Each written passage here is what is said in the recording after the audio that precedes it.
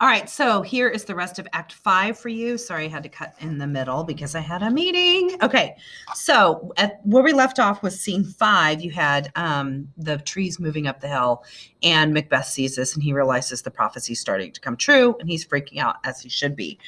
All right, so scene 6 is another expositional scene where Malcolm says, throw down your tree boughs, and let's just charge this place. Great, fine, whatever.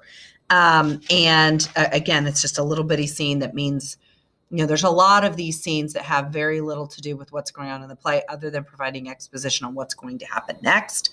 Because, of course, it's a play. You have to say what you're thinking, say what you're doing, because, you're running on and off stage. It's got to be pretty clear to the audience. All right, so scene 7. This is where things start getting really interesting. You hear Macbeth say, they have tied me to a stake, but bear-like, I must fight the course. This is referring to bear baiting. One of the things that they did during this time period was they would tie a bear to a stake and let dogs attack it until it and the dogs were dead before Shakespearean plays or before big dinners and things like that, thinking it was just the best thing in the world. And it's disgusting, but that's what they did. Well, he's not a bear tied to a stake. He had every choice and every ability to do everything he wanted here. He chose all this stuff. He just messed up. He went on Team Satan instead of Team Good Guy, and that's what happens. This is what happens. Your life is ruined. You asked Satan for help. So there's your deal. So there's two men here, young Seaward and old Seaward. And Seaward, old Seaward is the best swordsman in England, and his son is with him. So young Seaward confronts Macbeth, and they fight, and he easily kills young Seaward. And he basically looks at him and he's like, oh, were you not born of woman? Just totally chastising him as he dies.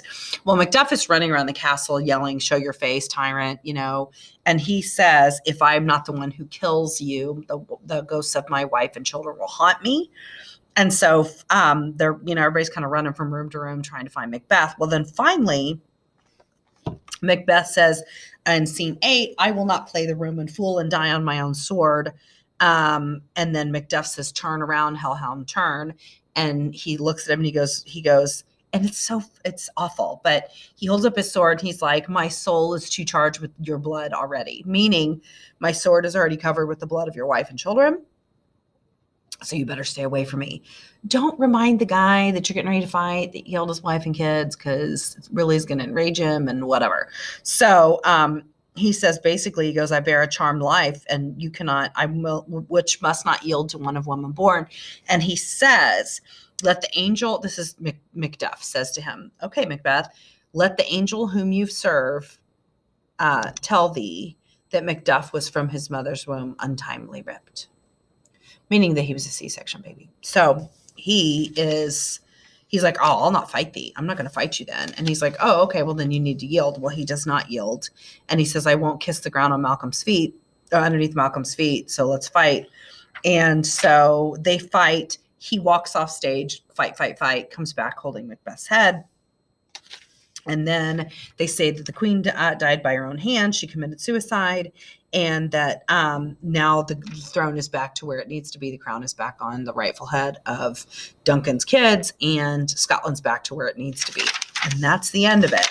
But it's funny because right before Macbeth dies, he says, damned is the one who first says, hold, enough. Well, he just said, I won't fight you. So you're the one that said that. And are you damned? Yes, he's damned because he made a deal with the devil. I don't know. Just so crazy. All these mistakes that he makes. And again, he's a tragic fool. His tragic flaw was being too ambitious, and he made a deal with the wrong guy. And that's what happens when you do that. So it's not that hard to figure out. It's pretty common sense when it comes to the Renaissance. And most people who, are Christian today, there's the good side, the bad side. You don't get in cahoots with the bad side. Just totally common sense. Okay. All right. Well, that's it for Act 5. And I will do the sonnets next. And then that way you guys have everything to prep for your test. Or if you have any questions or problems, give me an email and I'll talk you through it. All right.